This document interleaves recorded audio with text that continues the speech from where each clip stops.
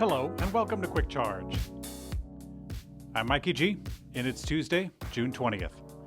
Rivian announced that it is embracing the North American charging standard. Beginning in spring of 2024, current and new R1T or R1S owners will have access to an adapter that will allow charging on the Tesla network. Rivian says that it will incorporate the NACS charge ports as standard equipment on the R1 vehicles beginning in 2025, and also the upcoming R2 platform thereafter. Rivian says that although it is offering access to Tesla's expansive charger network in North America, it will continue to build out its own adventure network of chargers. Whether those Rivian chargers will eventually support NACS in addition to SAE combo with CCS, that remains unclear. Either way, this is a win for Rivian drivers and further solidifies NACS as the new and true standard for the continent.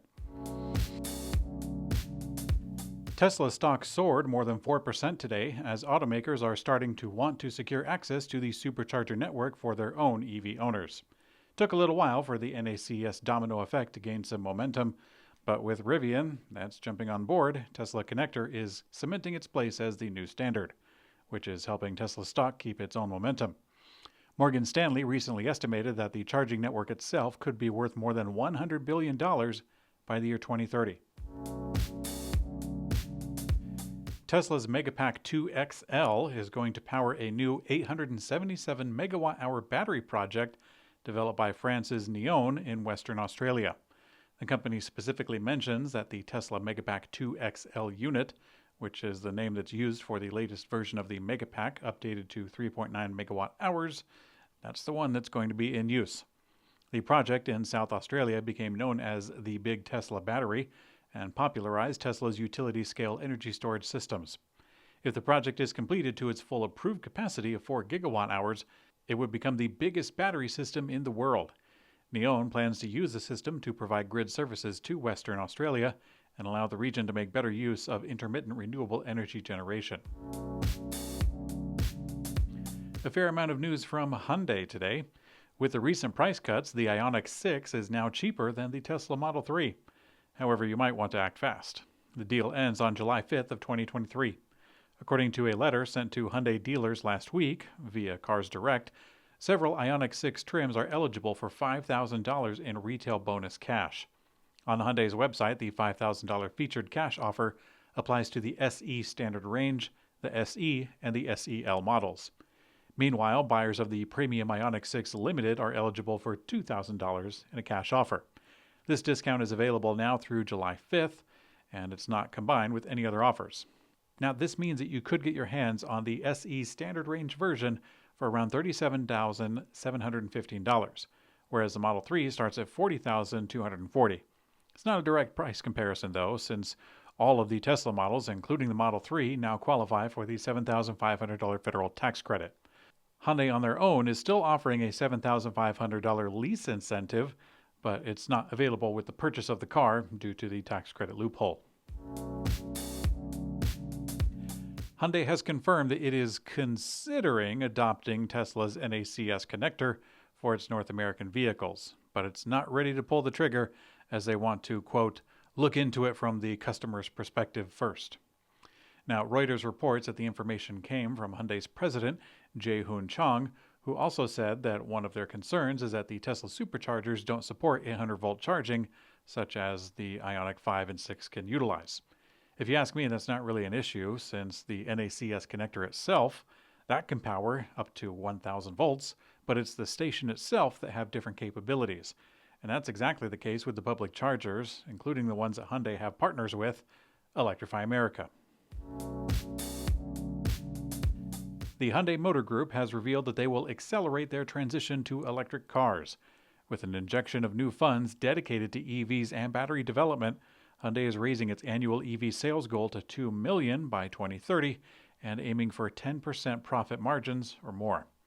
Hyundai said that it would invest the equivalent of $85 billion over the next decade, including $27.8 billion towards EVs itself.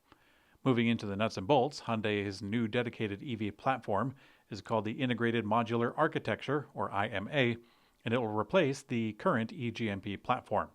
The IMA platform will power 13 new dedicated EVs from Hyundai, Kia, and Genesis through 2030. Hyundai expects to standardize parts between them to streamline production and reduce cost.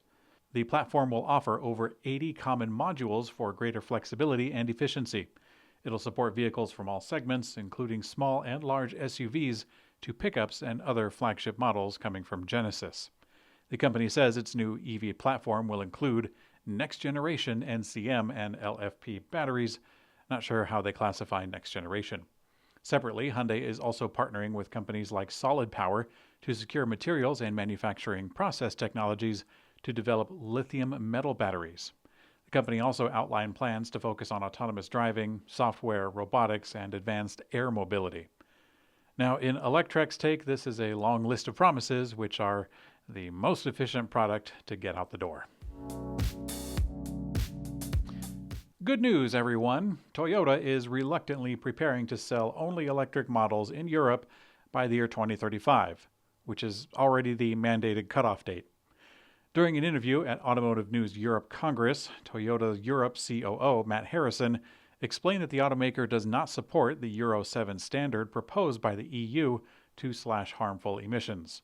Toyota's European leaders forecast Toyota's EV shares in Europe to rise from 0% in 2022 to 15% in 2025 and 55% in 2030.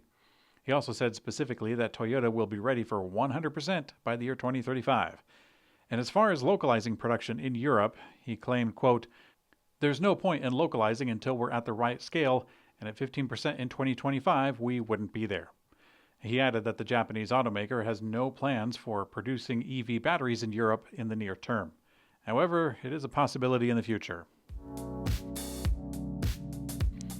Cadillac released a short teaser video of its upcoming Escalade IQ electric vehicle in advance of its planned reveal on August 9th. Cadillac first announced the upcoming Escalade EV back in May, but we learned almost nothing about it at the time. Come to think of it, we really don't know a whole lot today either. The front end of the car looks a lot like the Cadillac Celestiq or the Cadillac Lyriq, and the IQ branding also suggests that GM might not completely replace it with an only electric version, meaning that there very well could be a regular gasoline-powered Escalade still on the docket. In today's community comment found on YouTube, Martin Wood says, Tesla's supercharging station's 99.9% reliability is the gold standard for EV charging. Yeah, Martin, you really can't beat that, can you? I've had my run-ins with other charger networks, and it hasn't always been the best experience. What really grinds my gears is when the charging company blames it on the car company, and the car company blames it on the charger company, and in that scenario, I'm the one with the short end with the stick. Using Tesla stations will be a big improvement from what I've been up to lately. I'm pretty excited for my next road trip, although it's going to be a while, given the recent changes at home. But thanks for watching Quick Charge. I'm Mikey G, and I hope you have a great day.